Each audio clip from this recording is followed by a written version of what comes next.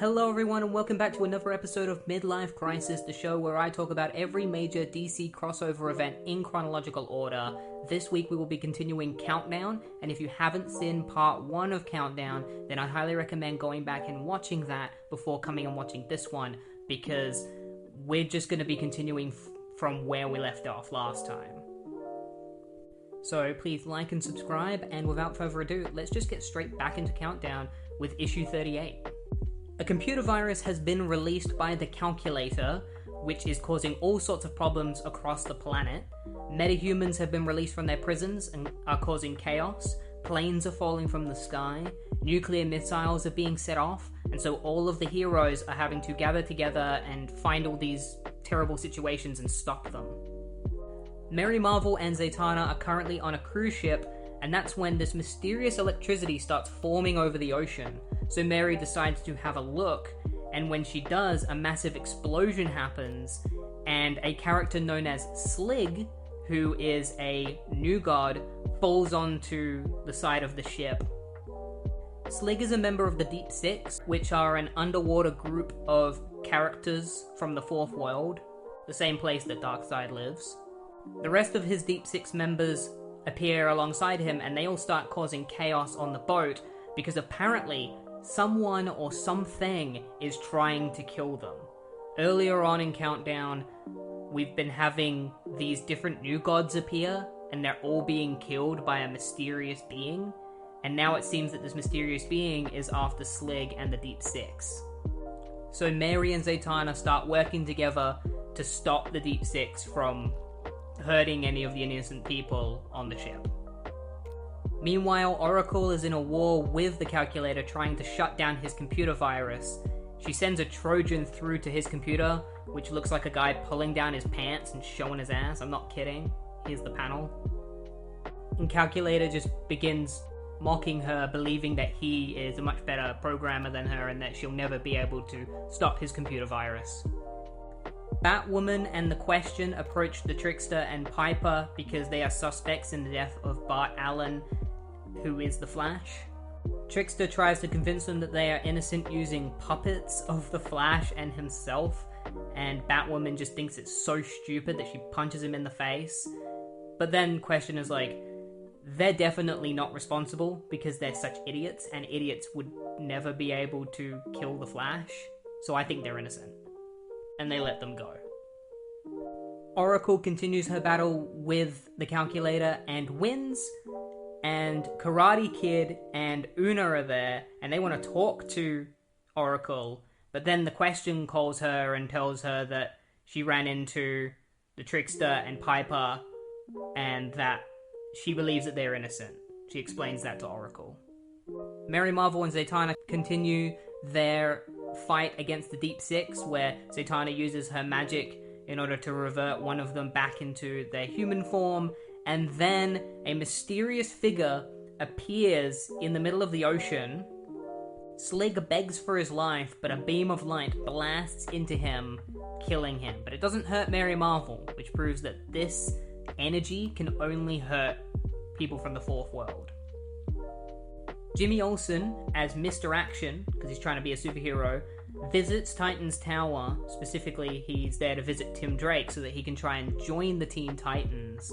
Tim Drake doesn't believe that he has powers, so Jimmy tells him to punch him so that his powers will activate, and Tim kicks him in the face, and his powers don't activate. And Jimmy's like, "You weren't hitting me properly, were you?" And Tim's like, "No, of course I didn't, because I don't want to be on Superman's bad side. I'm sorry, Jimmy. Like, you can't join the Teen Titans. Even if you did have powers, we wouldn't let you join because we are a little bit full at the moment. But you're a great photographer. You should stick with that. Sorry." And Jimmy's like, "Tim, all I want to do is help people." Mary Marvel takes care of the rest of the Deep Six immediately just by using her powers. I don't know why she couldn't do this before, but she just takes them all out, easy peasy. And then it's revealed that she is being watched by Eclipso, aka Jean Loring. She was previously watching Mary Marvel in a previous issue, but we didn't know it was her until now. By the way, Jean Loring is the wife of Ray Palmer. Ray Palmer is missing at the moment. Jason Todd, Donna Troy, Bob the Monitor, who is a good monitor, and Ryan Choi, the new Adam, are all currently looking for him. They don't appear in this issue, but it's mentioned. Karate Kid finally gets a chance to talk to Oracle, where he reveals to her that he's dying, and that's all he gets to say. Barely anything happens to progress the Karate Kid plotline. But now we finally know that he's dying. Darkseid then reveals that the deaths of all these new gods are a part of his plan to ascend to be the king of the multiverse. As far as we can gather, Darkseid is trying to take over the entire multiverse.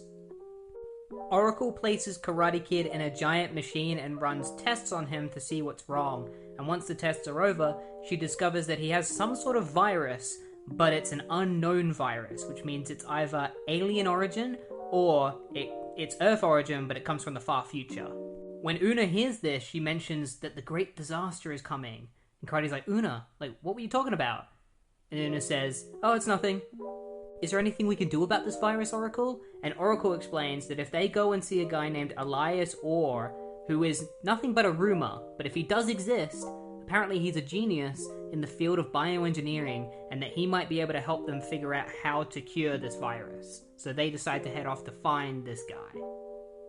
Zatanna brings Mary Marvel to her house and introduces her to all of her butlers and servants, and then reveals to her that these butlers and servants are all made of magic, which is crazy. She just goes, ding, poofs them all away. And then she turns to Mary and says that she'll be able to do this eventually, which hints that Zatanna plans on teaching Mary how to use magic. Meanwhile, the Ray Palmer rescue squad comes across a ritual that's currently going on. Bunch of magic users are chanting a spell, and one of them approaches them. She looks like a young woman, but like a very young woman, a little girl, but apparently she's been alive for thousands of years, and Jason Todd just can't fathom a wizard looking like a little girl. The young wizard explains to them that the great disaster is coming, and that they are making this spell that will allow them to travel to another plane of existence so that they can live in peace. But some of them have decided to remain. She doesn't know where Ray Palmer is gone, but she says that he's already left and that they're just gonna have to go look for them, and that she can't help them, unfortunately. The magic users all teleport away, and the Ray Palmer rescue squad is left surrounded again, this time by giant bug creatures. I hope that it's a running gag. They just continue to be surrounded many times. That would be pretty funny. Trickster and Piper get hungry, so they visit a greenhouse and start eating the fruit, but it turns out that this greenhouse is owned by Poison Ivy. She gets woken up by her plants. The plants tell her that Piper and Trickster have been eating them, and so she decides to get her revenge against them by pelting them with a ton of fruit and then covering them in vines. She menacingly approaches them and says, "You know what you two are, don't you? Dead meat." So it's like, is Poison Ivy gonna eat them? Holly Robinson and Harley Quinn train together, and Holly explains to her that she had a conversation with Athena, and Athena asked her to come to her self-help class, and so they continue to train together while Holly prepares for that class. Again, a lot of these stories don't really progress very much throughout this. There'll be just one scene that nothing really happens in. Zatanna gives Mary Marvel a tour of her house. Mary tries to enter a room with Egyptian symbols on it, but she gets attacked by a mummy that's apparently called Hassan and works for Zatanna. Zatanna's like, "Oh, thank you, Hassan, it's alright. You're not ready for some rooms yet, Mary." Okay. They enter a massive room full of books that Zatanna says she uses for her training, and there's also a ton of magical items that she explains can have the power to do anything you want. And Mary looks at them deviously, as if she's planning to take them and use them for her own means. Jimmy Olsen spends time thinking about why his powers are so random, and then he looks at his watch, and all of a sudden, he realizes something. Clark Kent comes in, Jimmy walks up to him and reveals that he is Mr. Action, and Clark's like, "Oh, that's cool, Jimmy, I didn't know that." And then Jimmy asks Clark if he can get him in with the Justice League. And Clark's like, "Why would you think I can get you in with the Justice League?" And Jimmy's like, "Don't treat me like a fool, Clark. I know exactly who you are. I know you're Superman." And he grabs Clark's shirt and rips it open, revealing the Superman S on his chest. I don't know how Jimmy figured this out, but it seems like it just suddenly came to him, so it'll probably be explained, I would think. This is a pretty big moment. Like, this is Jimmy officially finding out that Clark Kent is Superman. Pretty sure this is the first proper time it happens. Maybe it's happened before, and he lost his memories, but it's happening again.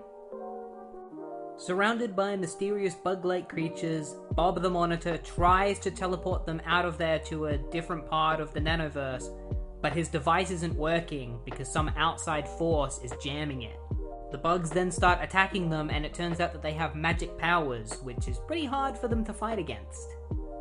Meanwhile, Poison Ivy questions Trickster and Piper. She explains that the man that she's working with will be arriving soon and that he won't be happy when he gets there. And Trickster tries to trick her by lying to her, saying that he is also friends with her partner, and that once he gets here, if he sees that she's captured them, he'll be mad with her, especially if she's harmed them. And she falls for his lie. Zatanna begins training Mary, having her read all of these ancient books, but Mary doesn't want to read anymore, she just wants to use some of the artifacts, and Zatanna tells her not to touch any of them because she's not ready, but Mary just grabs one anyway. She's like, "I've had enough of reading and I'm not a child," and like throws all the books, and Zatanna stops the books from flying at her, and then Mary grabs a nearby scepter and starts using it, causing all sorts of magic power to go flying everywhere. She brings a suit of armor to life, but Zatanna quickly puts a stop to that by stealing the scepter from her. So Mary's like, "Oh, you shouldn't have done that. You know, I thought you might be some sort of sorcery savant, but it turns out you're just a brat, and you're about to get spanked." No kidding, she actually says that. It's one of the examples of ridiculous dialogue in Countdown.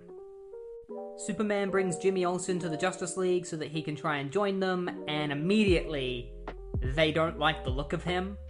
And Jimmy's like, "Maybe this wasn't a good idea. Just give me a chance. I'll show you that I can be on this team." Karate Kid and Una head to Nebraska to look for Mr. Orr and find a cure for this mysterious virus that Karate Kid has. When they get there, Mr. Orr is watching them, and he sends this character whose name is Equus after them to take them down. Equus tries to fight Karate Kid, but Karate Kid proves to be quite powerful, so he decides to go straight for Karate Kid's weakness, which is Una, and he holds her hostage. When Equus first showed up, I thought he was some kind of new version of Doomsday at first, because he looks a lot like Doomsday but with metal instead of bone. But no, it turns out this is a completely separate character who also fought Superman at some point. Zatanna and Mary Marvel continue fighting each other while Eclipso watches from a distance. Zatanna tries to use a genie to keep Mary under control, but Mary just blasts her way straight through it. She then hits Zatanna with a whole bunch of energy, sending her flying backwards into a shelf of books, and all of the books topple over and fall on top of her. Zatanna begs Mary to stop, but Mary's like, "Don't worry, Z. It'll be over before you know it."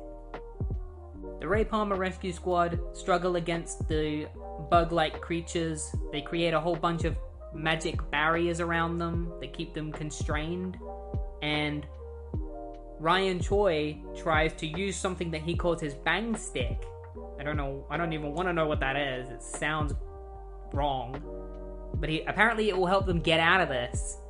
But his bang stick has been taken by the mysterious leader of these bug creatures, who orders them to take his hostages to his palace.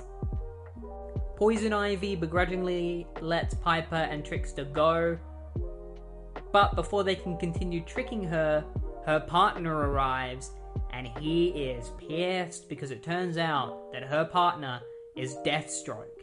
He shows up and is like, "You want to explain to me what these cretins are doing here, Poison Ivy? Or should I just skip ahead to the part where I hack off all their limbs?"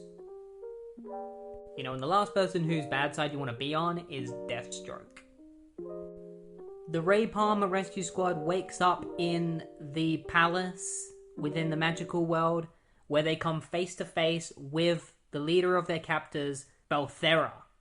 Queen Belthera. Donna tries to explain that they're just passing through so that they can find their friend, and Belthera realizes that she has Ryan, because she thinks they're talking about Ryan, not Ray. But she has Ryan captive in a little orb, and she says that he is a bug, but he doesn't look like one, so she transforms him into a bug creature with her power, which is pretty horrific. Mary and Zatanna continue their fight while Eclipso watches, and Mary tries shooting Zatanna with energy, but Zatanna just puts a mirror in front of it, and then she blasts Mary with so much magic power that she sends her flying through the doors and out of her mansion. She basically just says, "Stay out, like, you tried to kill me, get out, I'm not helping you anymore." And Mary's like, "No, please, I just needed your help to help me control my power. Please, just give me a second chance, please." She walks alone thinking, "Great, now I'm all alone and in the dark." Jimmy Olsen wakes up in the medical room of the Watchtower. It's revealed that he got the crap beat out of him by the Justice League because they gave him a training session.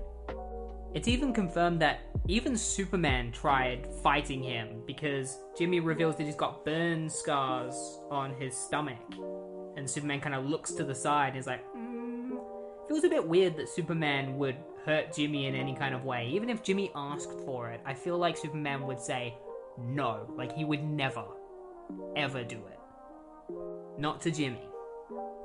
But then it's revealed that just like Tim, the Justice League members weren't trying to kill Jimmy. And Jimmy's like, "But you need to try to kill me in order for my powers to activate, I swear." And that's when I realized that Jimmy's powers are a weird Stockholm Syndrome situation, where he needs to suffer abuse in order for his powers to work properly, which is a really weird set of powers to have. It reminds me of Penance in Marvel Comics, where he needs to feel pain in order for his powers to work. It's like the same deal, except you have to get beat up by your friends. Kind of makes me wonder if Jimmy's going to make his own suit that almost kills him, just so his powers are working. Jimmy feels betrayed and decides to head off where he can be alone. Meanwhile, Holly Robinson is adorned with a suit of armor because apparently she's going to take part in a gladiatorial battle. And there's a part in this where she says that it reminds her of a movie, specifically a movie that she doesn't like. It's obvious she's talking about Gladiator, and the only thing I could think while reading this was, how do you not like Gladiator? Like, Holly Robinson must have a trash taste in movies if she doesn't like Gladiator. Like, that's a great movie. So she takes part in this huge arena battle where there is a mysterious person with a smiling mask on that is pretty obviously Harley Quinn. They're trying to keep the identity secret, but it's so obvious that it's probably going to be Harley Quinn. I haven't even read this, and I know that it's probably going to be Harley Quinn. And so it ends up just being this mysterious person with the smile that's definitely not Harley Quinn, and Holly Robinson facing each other in one-on-one combat. Equus holds Una hostage, but Una manages to throw him over her shoulder. It's a pretty badass moment that I was pretty happy to see. And then Karate Kid and Una begin fighting him. Karate Kid takes him down incredibly easy, just knocking his legs in. And at the same time, Mr. Orr is watching them. He apparently works for Checkmate, and they have secret plans for Karate Kid that he won't reveal. So after Karate Kid takes down Equus, he heads out to meet them and tells Karate Kid that he has the answers that they need. Donna Troy manages to break out of Belthera's constraints, but as she does, she gets hit in the back by a beam of energy, and it's revealed that Bob the Monitor is now under Belthera's control. She reveals that she plans to use the Monitor's power to take her from universe to universe so that she can destroy everything. and become the ruler of all creation. So it seems like her, Darkseid, and Monarch all have the same plan, and I wonder if they're gonna come into confrontation. They'll all fight each other. That might be cool. You know, a battle between three of the most big-headed villains ever. So Trickster and Piper wake up strapped to the side of a building by Poison Ivy's vines after they were beaten by Deathstroke off-panel. There they meet Batman face-to-face, who's going to question them about their involvement in some kind of secret plan that they are apparently now involved in. But before he can question them, they are quickly kidnapped by Wally West, who is pissed at them because he blames them for the death of Bart. So he wants to interrogate them himself and get his revenge for Bart. Jimmy Olsen goes and visits John Henry Irons so that he can get help with what he's currently going through. There's all this stuff with Duella Dent and the New Gods dying, and Jimmy Olsen wants to make sense of it, so he's asked John for help. And the way that John has decided to help is to hook Jimmy up to a machine that can turn his thoughts into 3D holographic images so that they can make sense about everything that's going on in his brain. Wally begins questioning Piper and Trickster, and they swear that there's more to this than Wally realizes, and he gives them 2 minutes to explain before he kills them. Donna Troy tries to confront Belthera, but Bob the Monitor just blasts her with another blast of energy, so instead she turns around and she breaks Jason out of his confides. I don't know why she didn't do this before, if she could apparently break him out whenever she wanted to, but she does. And they fight the bug-like creatures together and Belthera. Like, Jason just runs up to her and kicks her in the face. But she sends him flying backwards and then has Bob open up a portal for her so that they can make their escape. But Donna decides that she's going to punch Belthera into the portal, and Belthera pulls Donna in with her. Holly Robinson and the mysterious gladiator fight each other, and eventually Athena calls off the fight, and it's revealed that the mysterious gladiator was, surprise, surprise, Harley Quinn the whole time, and that they've won entrance to Themyscira, so now Holly and Harley are going to head to Themyscira and gain citizenship to become Amazons, which is nuts. I would never have imagined that Harley Quinn would become an Amazon, ever.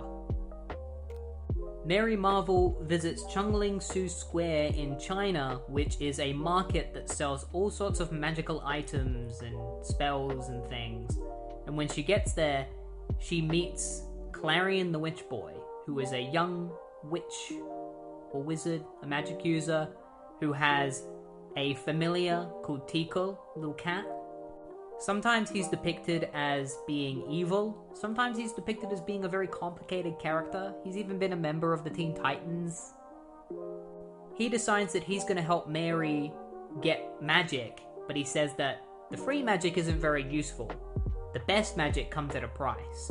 And then he starts using a spell on Mary and won't tell her what it is. But he's like, keep still, Mary Marvel, it'll be over soon. So it's like he's taking her soul or something. I guess we'll find out. Mr. Orr explains to Karate Kid that the virus inside him is a variant of the virus that was turning people into Omax during Infinite Crisis. It was a virus that would slowly turn you into a robot. He tells Karate Kid to go and visit some guy called Buddy Blank, and this Buddy Blank guy will be able to give him even more information and help him. Seems like the Karate Kid story so far is just go to one person, get a little bit of information, get sent to the next person, and so on and so forth. Like, that's what the whole story's gonna be. Just a whole line of breadcrumbs. I only wish that I actually cared.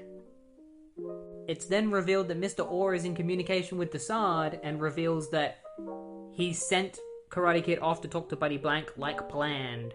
And Desaad is like, ooh yes, my master will be pleased.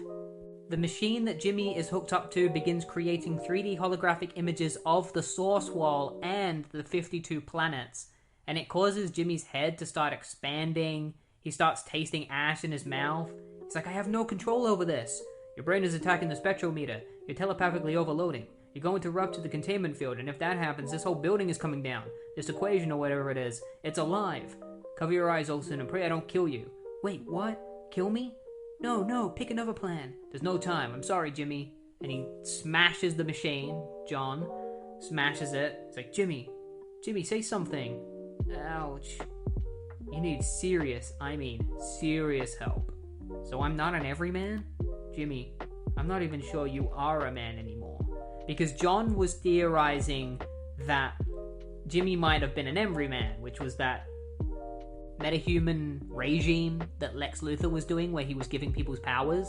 But it turns out that he's not an everyman and that there's something else.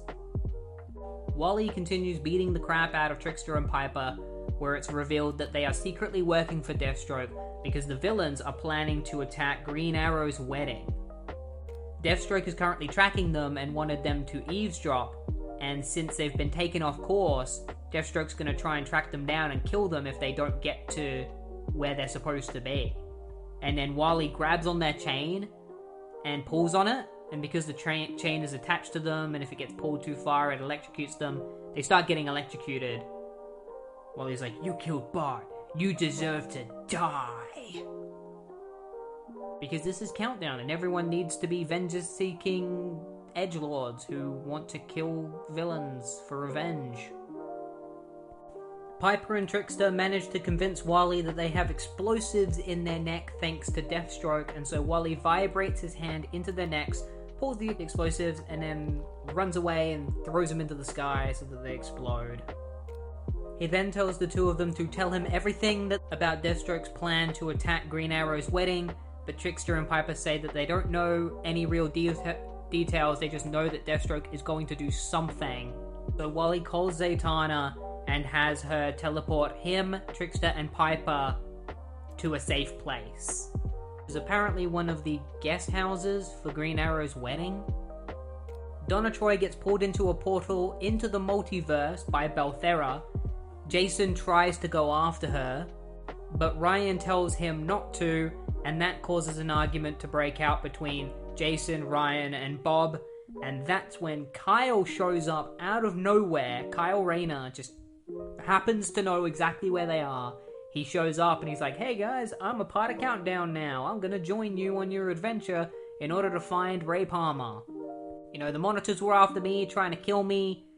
He doesn't even explain how he knew where they were. I guess he just looked everywhere until he found them.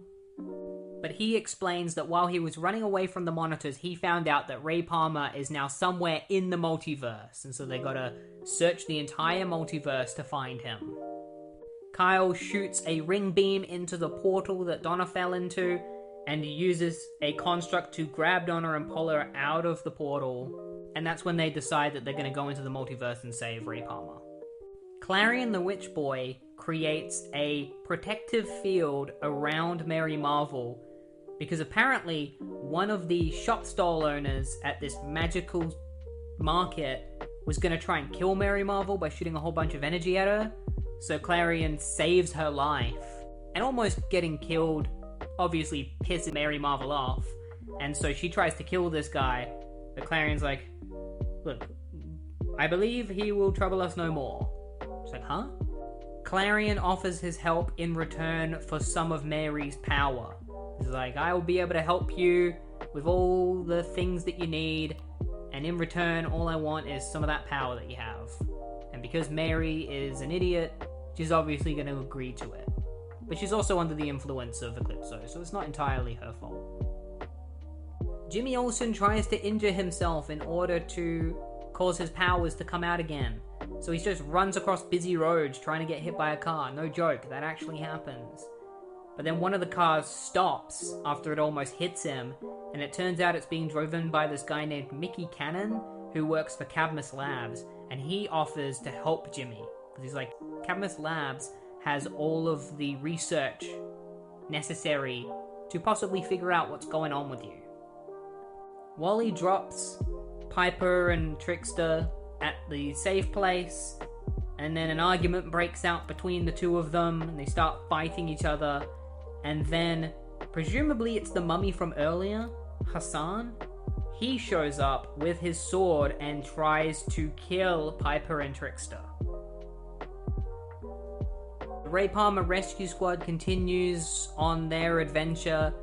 There's a moment where Donna asks Jason if he's okay with Kyle being there. Don't know why she needs to do that. I don't know why Jason would care, but I think it's because they're trying to push this weird love triangle between the three of them that I am not a fan of. But he answers her and is like, yeah, I don't give a shit.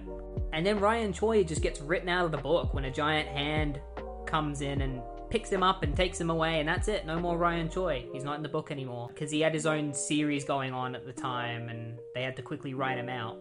So that's what happens. Big hand comes in, grabs him, pulls him out. No more Ryan Choi. Kyle wants to go after him, but Bob the Monitor and Jason are like, his journey is over here. We don't need his help anymore. We'll find Ryan Palmer without him. Or Ray Palmer, sorry. And so they officially head off into the multiverse to search for Ray Palmer. Mary Marvel stupidly agrees to allow Clarion the Witch Boy's help in exchange for some of her power, and immediately he backstabs her and tries to steal all of her power, so she just smacks him in the face. And then a mysterious voice begins talking to her, saying that Mary needs to come and find her because she is the only person that truly understands Mary and can help her with the problems that she currently has. And so she leaves, and Clarion is surrounded by all the people at the market, and I'm presuming they just beat the crap out of him off panel. Trickster and Piper are face to face with Hassan the Mummy, and he tries to kill them, and Piper brings out his Pied Pipe to try and put Hassan to sleep, but then Wally shows up and takes the pipe away from him and calms Hassan down and tells Hassan to leave the room, and he tells Trickster and Piper to remain in the room and not come to the wedding. And Piper and Trickster are annoyed because they've warned everyone about what Deathstroke is going to do, and they're still not calling off the wedding, so they decide to head off to the wedding themselves and try to stop it. But Hassan's still outside the room, so they gotta figure out a way to take care of the mummy. So Piper hacks into a nearby phone and uses it like a pipe in order to put Hassan to sleep. And then they escape from the hotel. Jimmy Olsen is taken to Cadmus Labs, where he meets this character called Serling Roquette, who is head of genetics for Project Cadmus. She's going to try and help him figure out how to use his powers. She asks him why he's doing this, and Jimmy just explains that he wants to be a superhero. He just wants to be accepted by people like the Justice League as a superhero, because everyone just thinks of him as Jimmy Olsen. He wants them to think of him more as Mr. Action.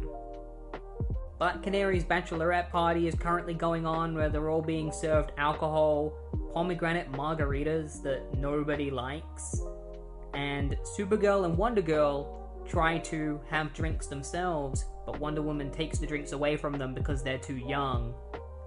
So they hide in a part of the room trying to drink the alcohol without anyone knowing, but Zatanna sees them and uses her magic to turn the margaritas into ginger ale instead. Hassan breaks into the room because he's chasing after Trickster and Piper, who are also in there as well. They break into the bachelorette party.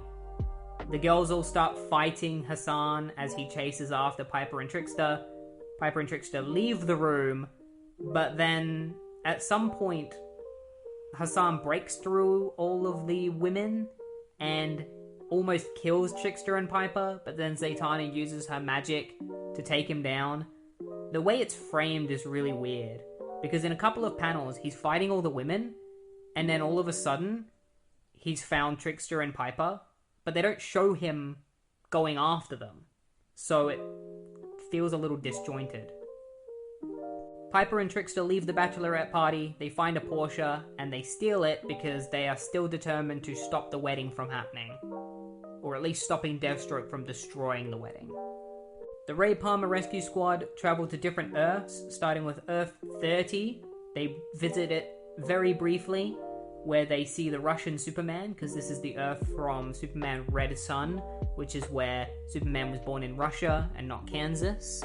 They then head to Earth 3, which is the Earth where the crime syndicate lives, and when they arrive there, they immediately come face to face with the crime syndicate, which consists of Owlman and Ultraman and Superwoman. Meanwhile, Mary Marvel heads to some ruins, where she comes face to face with Jean Loring, aka Eclipso, who reveals that she is the only person that will be able to help her gain control of her new powers. So the Ray Palmer Rescue Squad are currently on Earth 3, fighting the Crime Society.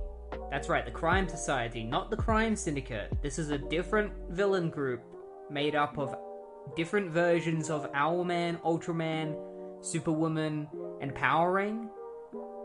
They're not any of the versions that I've ever talked about before. They are exclusive to this comic specifically. So they get in a big fight with them, and Monitor sees this as being a waste of time, so he teleports out. Jason almost dies at the hands of Owlman, who mentions a Commissioner Wayne. And I don't know if that means Bruce Wayne or Thomas Wayne, because Thomas Wayne was the Commissioner in the original the other Owlman's world. But this is supposed to be a different version. So does this version still have the same backstory as that other version?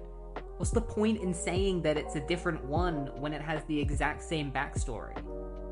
This part's pretty funny. Donna just grabs Owlman and throws him away. Like, yeets him through the sky. And then Kyle and Jason have another argument because they're trying to do a love triangle thing, and I hate it. And that's when the Crime Society shows up again and, you guessed it, surrounds Donna Troy, Carl Rayner, and Jason Todd. They get surrounded again. I was joking when I said that I wanted this to be a reoccurring joke, but it turns out that that's the case. This is the third time they've been surrounded by people.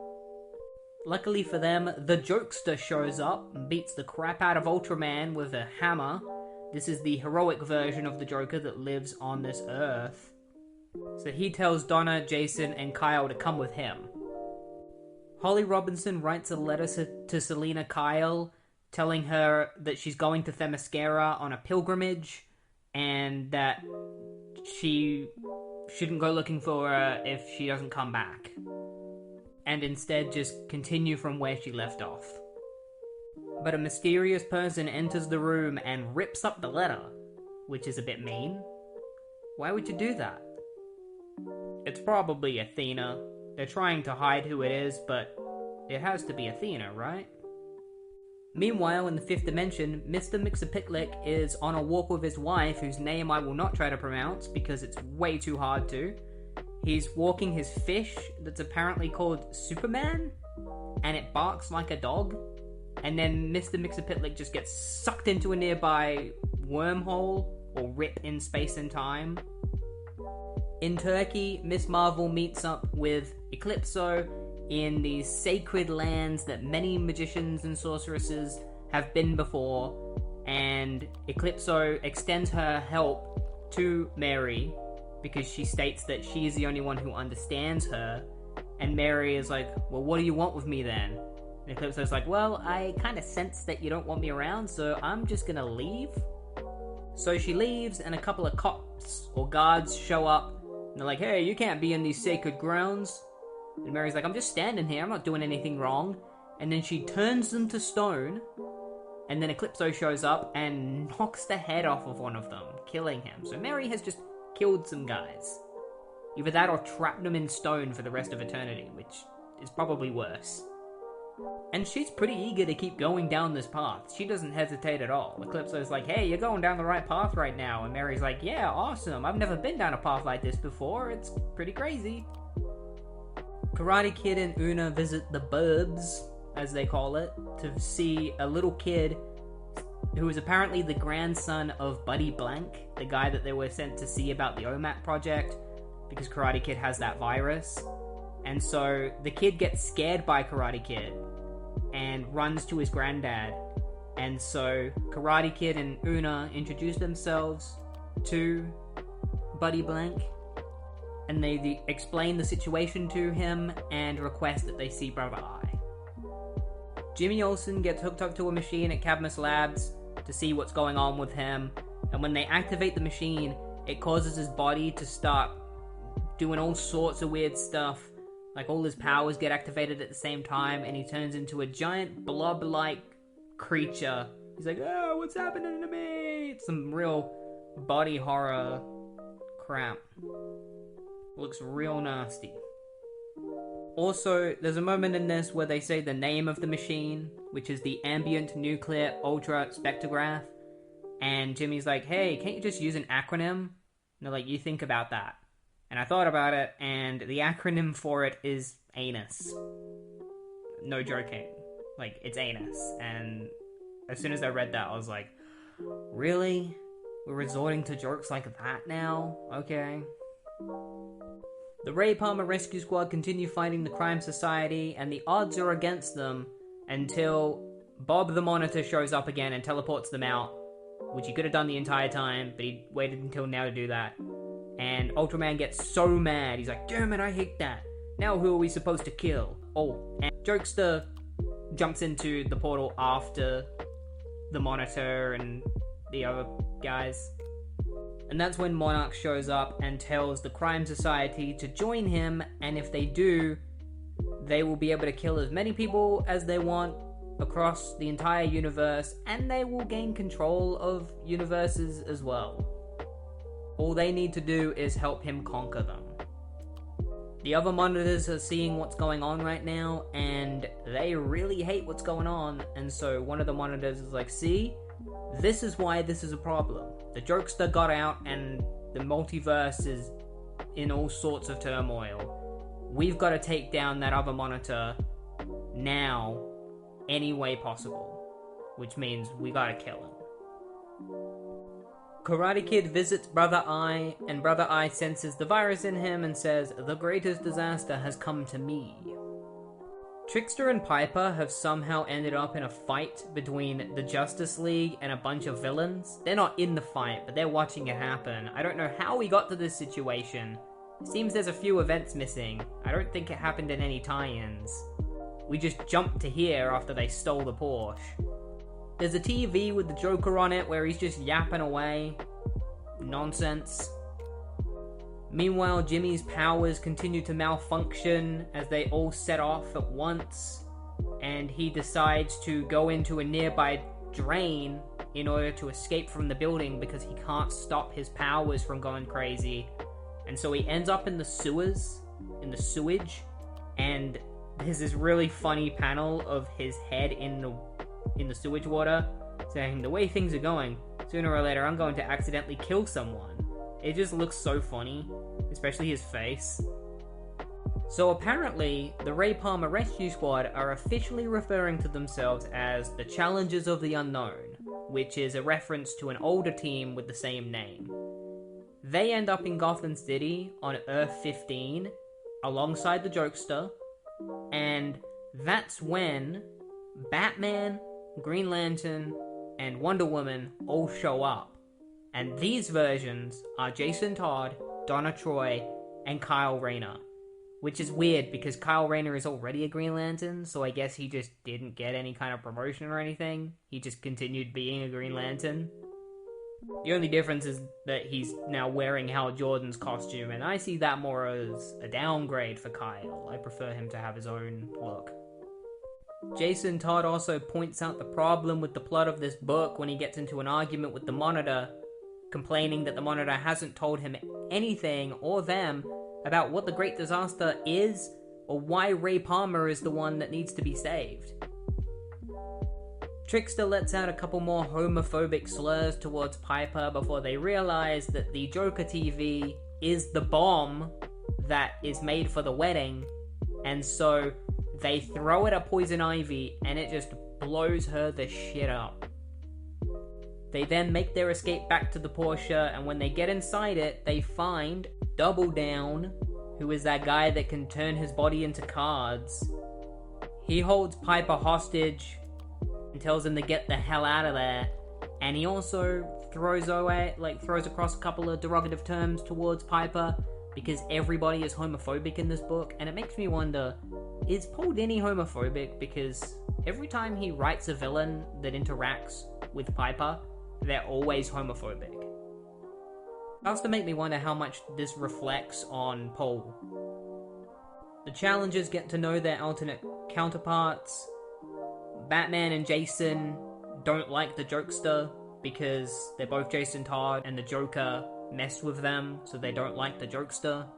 The Atom in this universe is Jessica Palmer, who I think is supposed to be the daughter of Ray Palmer.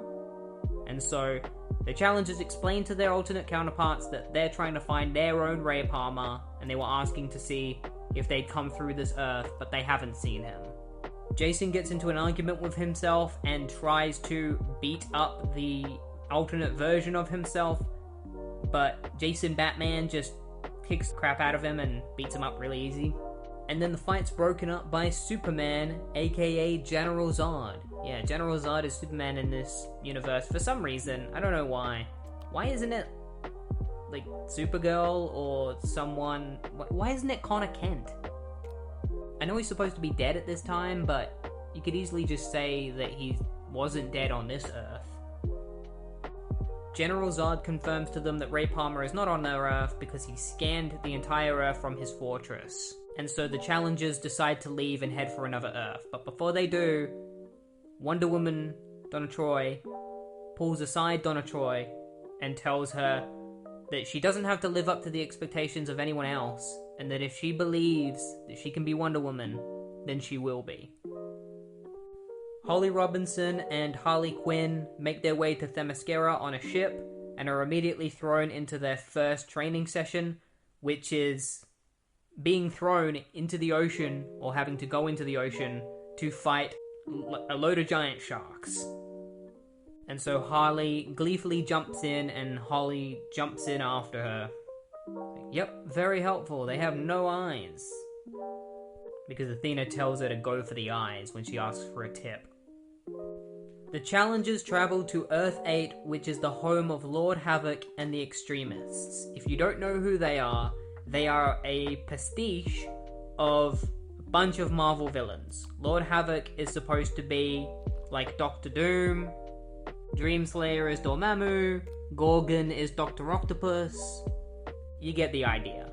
When the challengers arrived, they were immediately defeated by Lord Havoc and the Extremists and taken away in order to be questioned and tortured.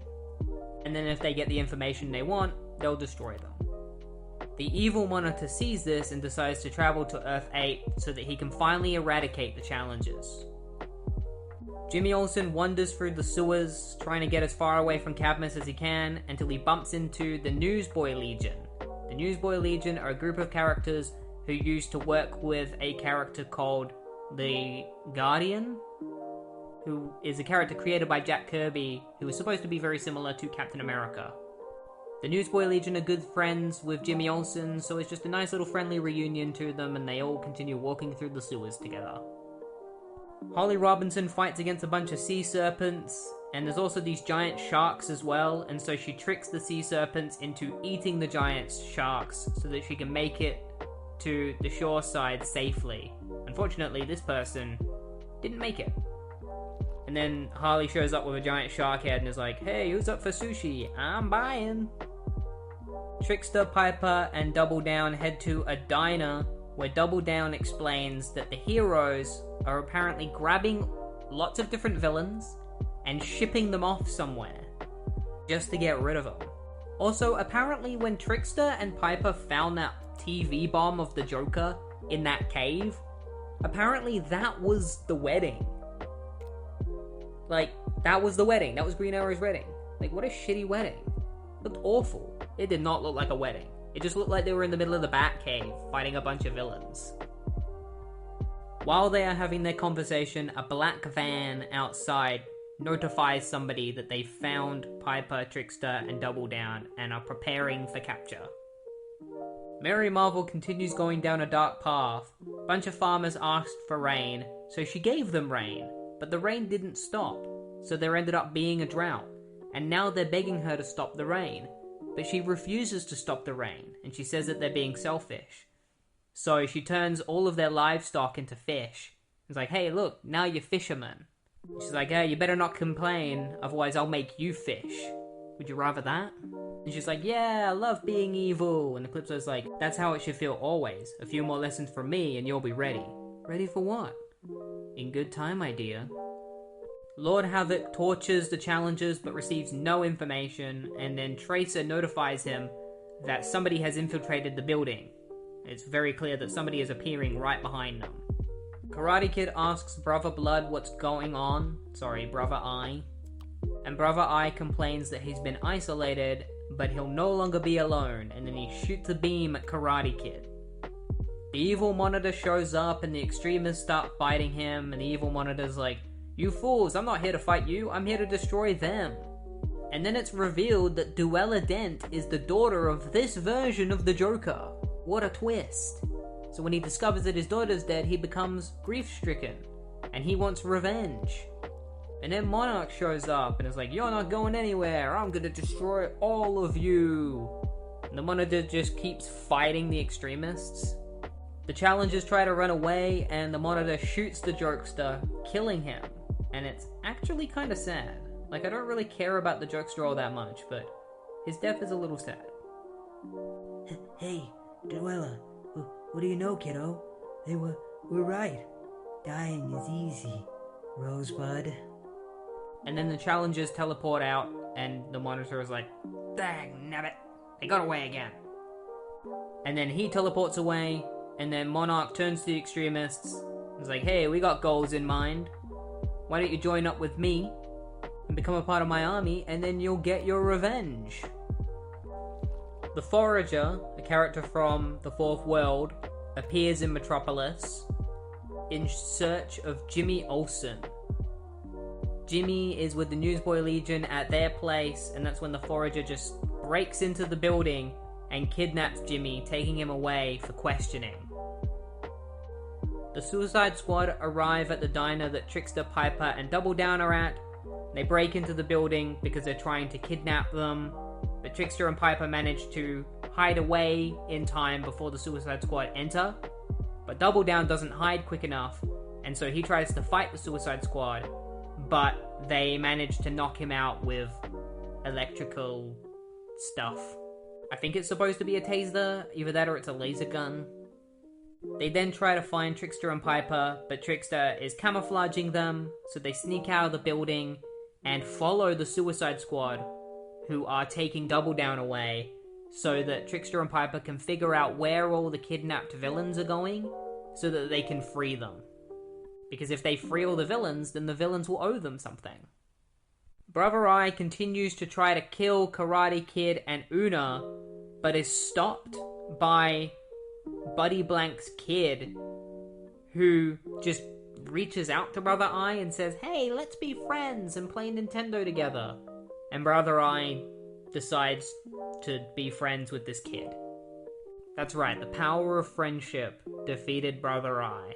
And then Brother Eye does the worst thing possible. He tells Karate Kid that he doesn't even have the cure to the virus, so this was all pointless. Once again, Karate Kid has come somewhere to learn more about the virus, has learnt nothing, and has been told to go to another location, this time to the ruins of Bloodhaven, where there is supposed to be a bunker where he could possibly find information about the virus. This is the worst story in Countdown because it's never going anywhere. It's just Karate Kid going to different places, not learning anything, and then going somewhere else. It's the biggest waste of time. I'd almost recommend just skipping this story if you read this.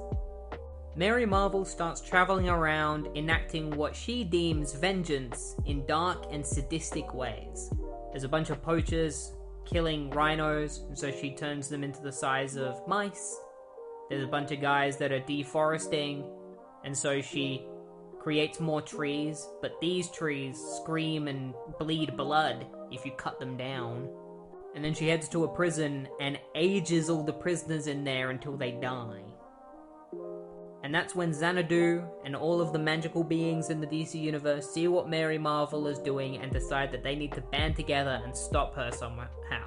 And I'm wondering, why hasn't Xanadu done anything yet? She knew that something like this was going to happen. I hope she feels guilty, because it's her fault that this happened, because she was the one that sent Mary Marvel to Gotham. She told Mary not to go to Gotham, knowing that she would. Forager tells Jimmy Olsen that some mysterious assassin is going around killing the new gods.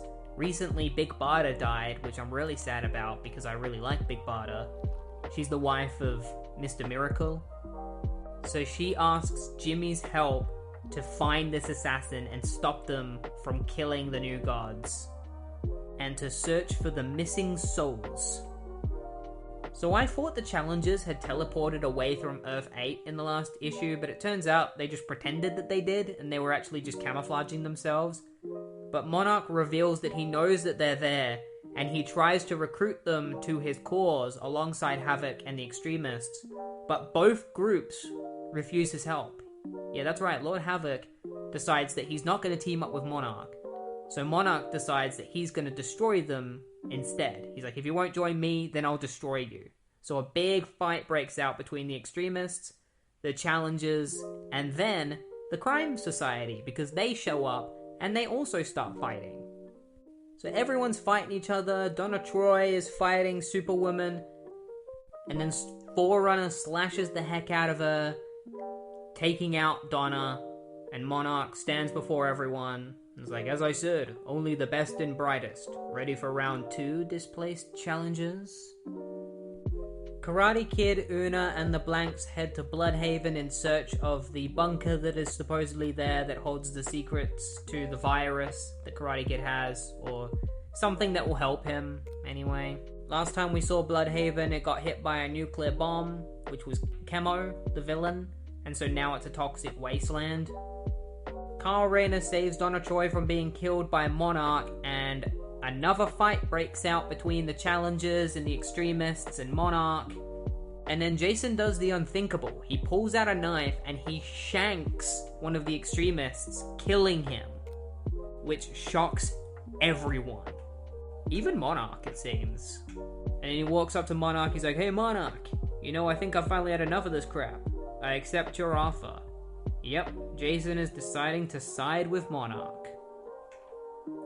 Forager explains to Jimmy Olsen that somebody isn't just killing new gods, they're also stealing their souls, so they've got to figure out who's stealing the souls. So they open up a boom tube and head off to find whoever's stealing the souls. Countdown really has a problem with continuing stories with a single page. And then we cut to a fight that is currently going on between Mary Marvel, Eclipso, and the Shadow Pact. I feel like we're missing some stuff here, because they're already fighting. While in the last issue, Shadow Pact was talking about how they were going to confront Mary Marvel. It seems we skipped over all of that just straight to the fight. Like, man, you're cutting out all of the interesting stuff. So they're all fighting each other, and the Shadow Pact kind of get the upper hand, and Eclipso is like, that's enough, we're out of here, and teleports her and Mary out. And Enchantress confirms that wherever they've gone, it's really far away, because she can sense their magical energy. Holly Robinson starts to get to know the other women that are on the Amazonian pilgrimage, and tells them about her life experiences. And then one of the Amazonians comes into the room and is like, hey, it's time for your next training session. We're gonna have the attack dogs chase after you.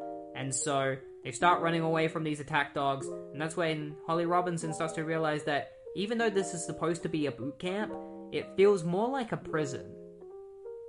Two-Face is currently being taken away by a couple of guards. He's one of the villains that has been kidnapped and is going to be sent to a place that we learn is called Salvation. Apparently, Salvation is where they're taking all of these villains. Trickster and Piper show up and save him and try to convince him to join them, and he flips his coin and it lands heads, I presume. And so he tells them everything that they need to know, and they decide that they're going to head off to Salvation to try and find all these villains and free them.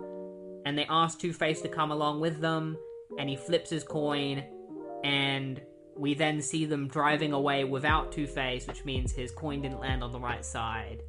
There is a funny moment of Two-Face just standing where the unconscious guards are, and he's just like, I do really love it whenever they have Two-Face flip a coin and he actually listens to it. I hate it whenever Two-Face flips a coin and then he flips it again. It's one of the reasons why I don't like the Dark Knight version of Two-Face, where he just kept flipping the coin until it landed on the side that he wanted. That's not the point of the character. It's more interesting when you actually have him listen to the coin. Monarch doesn't believe that Jason is on his side, and so to prove it to him, Jason takes the Monitor's gun, points it at Donna Troy, and shoots her with it. So Carl's just like, no!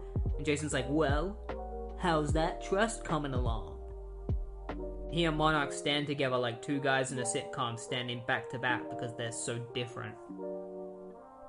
And so we've officially made it halfway through Countdown with issue 26, and sadly, issue 26 is an issue that mostly just recaps the events of Countdown from the Monitor's point of view, where it's them just going through the whole event saying what's happened, but there are a couple of things that do happen in this, so I will point out the things that actually happen and not all the recaps.